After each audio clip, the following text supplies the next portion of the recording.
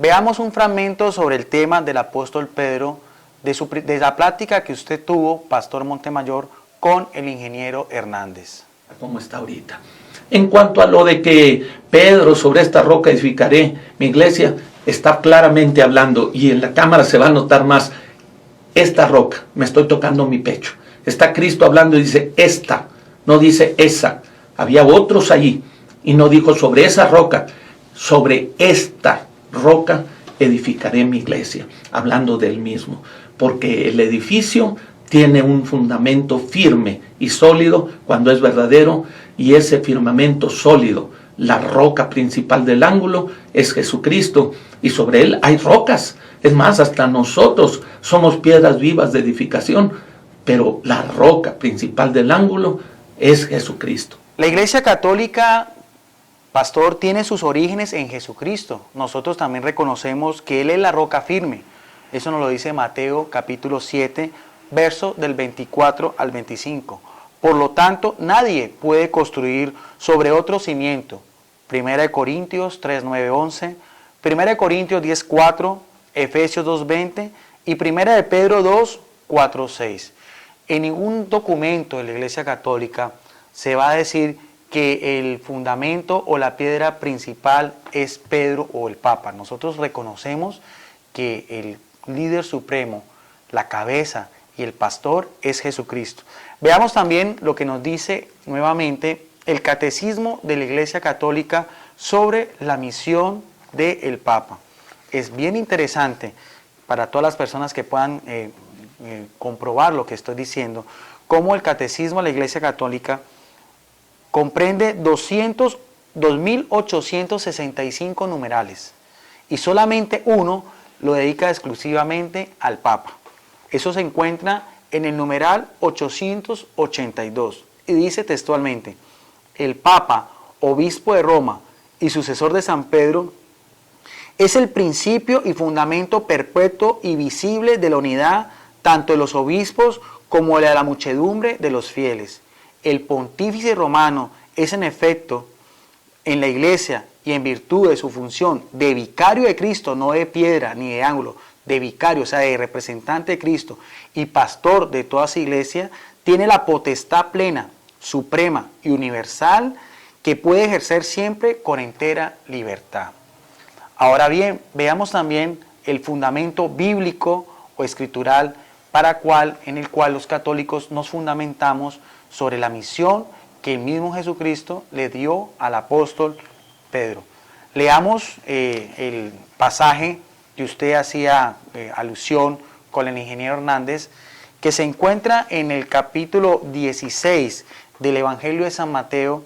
Vamos a leerlo en forma completa desde el versículo 13 al 19. Vamos entonces a leer, que este es el gran pasaje en que nos divide a los católicos con los evangélicos y las demás iglesias cristianas. Mateo 16, del 13 al 19.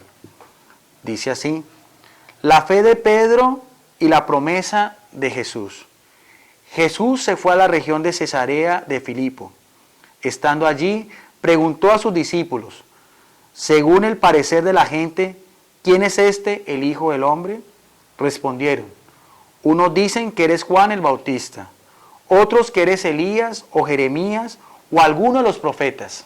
Mire bien que Jesús hace una pregunta abierta sobre lo que pensaban los judíos de aquel entonces sobre Jesús, y vemos por lo que nos dice el texto que las opiniones estaban divididas en cuanto no sabían realmente quién era el Hijo del Hombre. Creían que eran Elías, Jeremías o Juan el Bautista.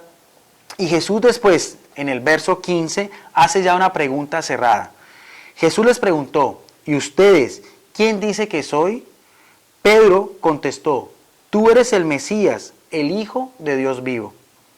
Jesús le replicó: feliz eres, Simón Barjona, porque esto no te lo ha revelado la carne ni la sangre, sino mi Padre que está en los cielos.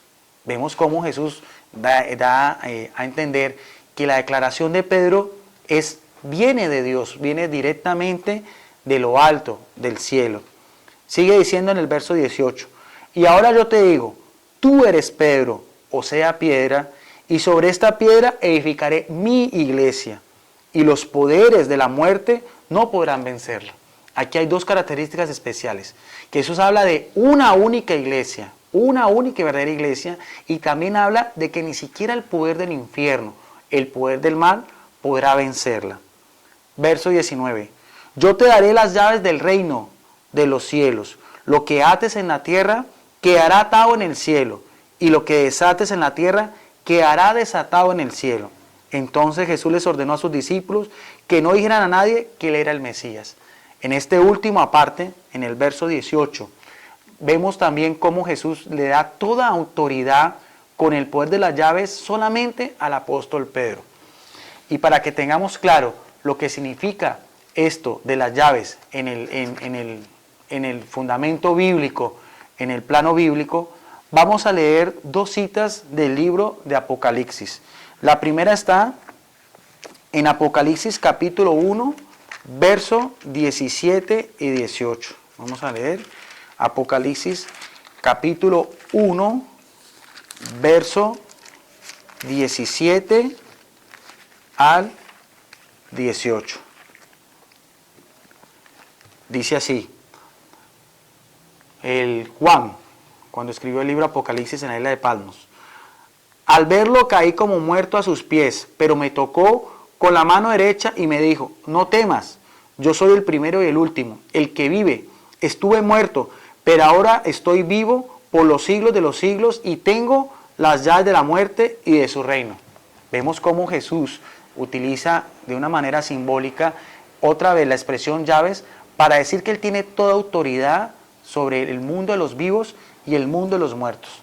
Otro texto donde también nos aclara el poder de las llaves se encuentra en Apocalipsis capítulo 3, verso 7. Escribe al ángel de la iglesia de Filadelfia: así habla el santo, el verdadero, el que guarda la llave de David. Si él abre, nadie puede cerrar, y si cierra, nadie podrá abrir. Pero hay más, hay otros dos textos bíblicos donde nos habla también de la autoridad que Jesús delega sobre el apóstol Pedro. Veamos también y devolvámonos nuevamente, esta vez al Evangelio de San Lucas, capítulo 22, verso del 31 al 34. Poco antes de que Jesús fuera hecho prisionero y que viviera su pasión, está reunido con sus apóstoles. Y veamos este diálogo que tiene el Señor Jesucristo con el apóstol Pedro.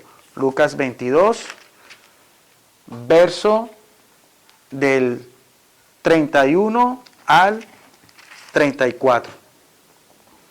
Simón, Simón, mira que Satanás ha pedido permiso para sacudirlos a ustedes como trigo que se limpia.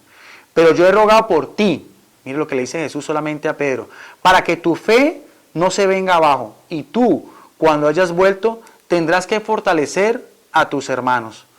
Pedro dijo: Señor, estoy dispuesto a ir contigo a la prisión y a la muerte. Pero Jesús le respondió: yo te digo, Pedro, que antes de que cante hoy el gallo, habrás negado 3 veces que me conoces. Aunque Jesús está presagiando en este texto bíblico la cobardía y la negación de Pedro, dice que cuando en los versos leímos inicialmente en el verso 31 y 32, cómo a pesar de su debilidad, a pesar de su falla, a pesar de su miseria humana, sigue siendo Pedro el líder de la iglesia que Jesús quiere fundar y le da autoridad de confirmar a sus hermanos en la fe.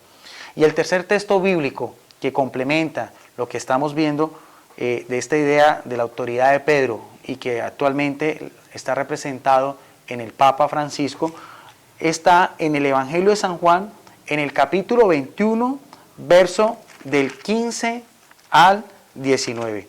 Esto ya es después de la resurrección de Jesús y tiene mucha relación con el texto anterior. Leamos entonces Evangelio de San Juan, capítulo 21, del 15 al 19. Cuando terminaron de comer, Jesús dijo a Simón Pedro: Simón, hijo de Juan, ¿me amas más que a estos? Contestó: sí, Señor, tú sabes que te quiero.